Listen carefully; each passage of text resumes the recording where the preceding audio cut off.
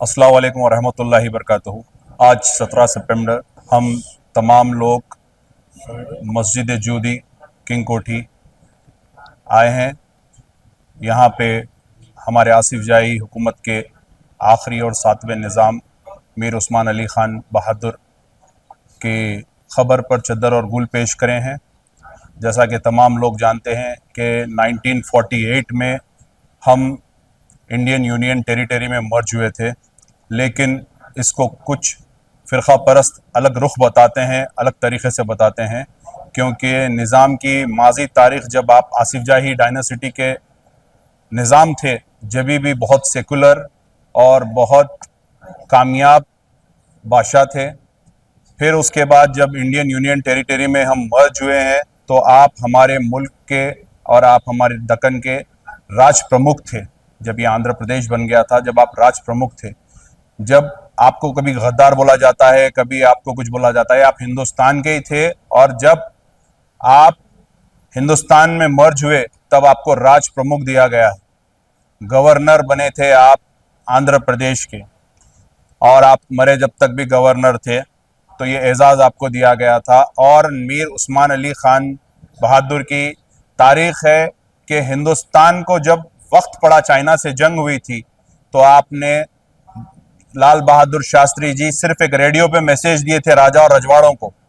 Message ये था कि मुल्क को माली इमदाद की ज़रूरत है, आप लोग आगे आइए। कोई निज़ाम को आगे पर्सनल नहीं बोले थे।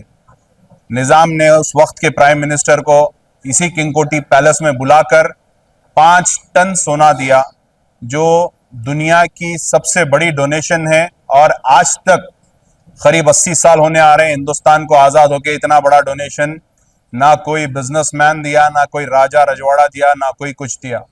तो फिर भी उसके बाद अगर निज़ाम को कोई गद्दार बोलता है या कुछ बोलता है तो वो उनकी कमजोरी है। रह गई बात दूसरी कि 17 सितंबर को हम आसिफ जाही डायनासिटी से हम इंडियन यूनियन टेरिटरी में मर्ज हुए हैं, और दूसरा कोई मसला नहीं है। और जो चीज़ इस बादशाह ने पहले भी किया था, उसके बाद भी करा, इनकी खिदमत को नहीं बोल सकते हैं। आज भी हम जो असेंबली में बैठते हैं निज़ाम की बनाई हुई है, आज भी हम जो दवाखाने में जाते हैं वो निज़ाम का बना हुआ है, आज भी हम जो यूनिवर्सिटी में पढ़ते हैं वो निज़ाम की बनाई हुई है। आज भी पूरे मुल्क में जो बैरुल मुमालिक से जो राजायाँ आते हैं, प्रेसिडेंट्स आते हैं, प्राइम मिनिस्टर्स आते हैं, वो हैदराबाद हाउस दिल्ली में ही रुकते हैं। तो ये डेवलपमेंट निज़ाम मीर उस्मान अली ख़ान साहब का है।